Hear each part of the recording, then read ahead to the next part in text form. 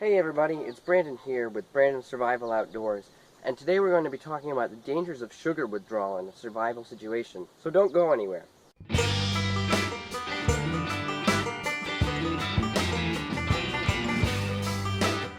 Now, the issue of sugar withdrawal is an issue that is not covered in a lot of older survival manuals, survival training and techniques, and I'll get to why in a minute. But first I'm going to talk about exactly what it is. Now, sugar withdrawal is essentially the same as withdrawal from smoking.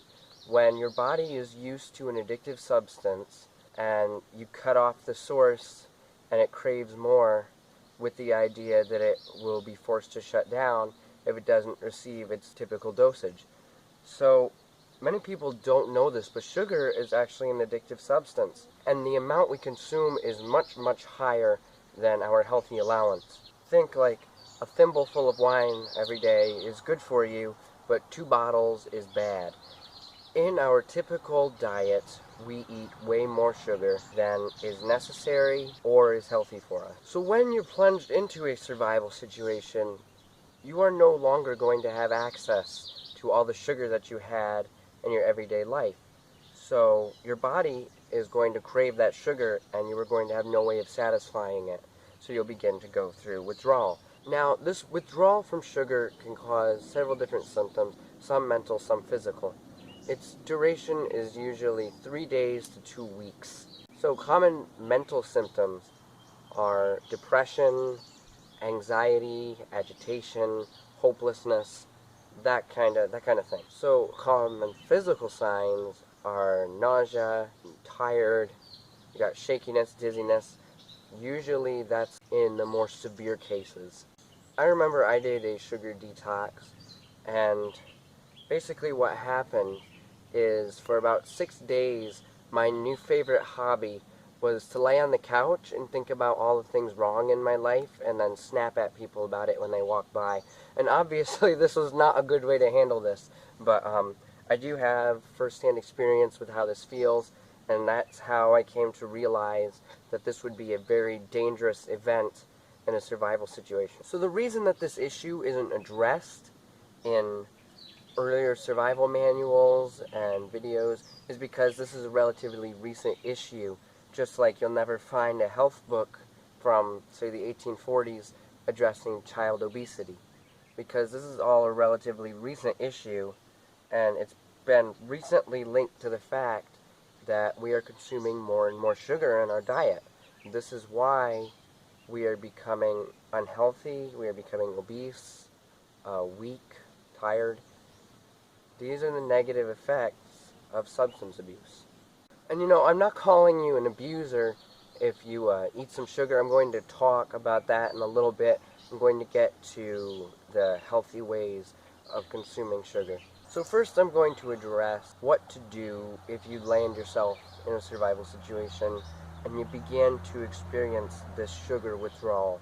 So you know, it's been a couple days since you've been stranded, and you're feeling worse each day, and things are just not going your way. You know, a piece of wood doesn't cut the way you want it to, and you chuck it down, and you're mad. You step in a puddle, and you have to scream at it for being there. You know, you are having some issues. The first thing you need to do is get control of yourself. Your attitude is the #1 critical component to your survival, and we can't always control our emotions, but we can control our actions. You can choose to put down the project you're working on and take a minute just to cool down. And the next step is to take it slow and think before you act. It is a million times better to get less done in a day than you would have otherwise, than to rush into something stupid and get yourself injured or potentially killed. So an important thing to remember is that the longest it usually lasts is only 2 weeks, and that's in a severe case. And the longer you go without sugar, the less intense your cravings for it will be, and it will begin to fade over time. As I said, with me it took 6 days. So now we're going to go into another component. When you find yourself in a wilderness survival situation, your diet is going to take a major shift from what you're used to eating to what you'll begin eating.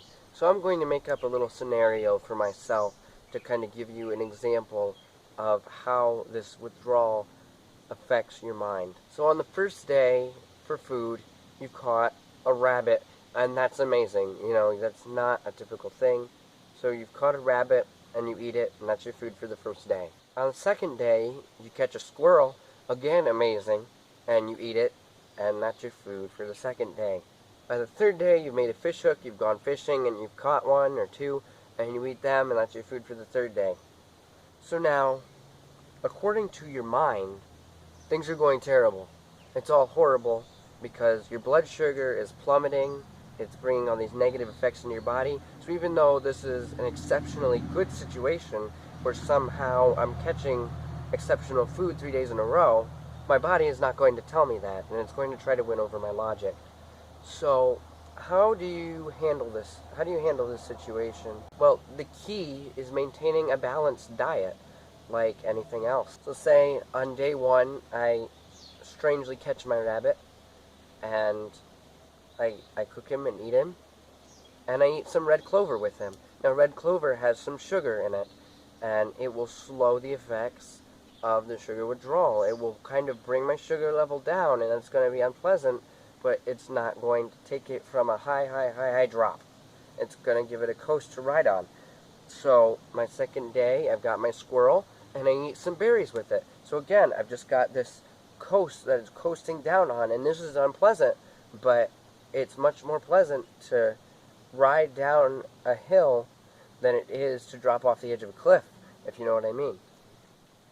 So on the third day, I've got some fruit, you know, maybe I find some apples or some crab apples, and essentially I've got a healthy maintenance of my diet, so I am controlling the sugar withdrawal. I'm not at my optimal, but I am not falling apart as I was in the first scenario.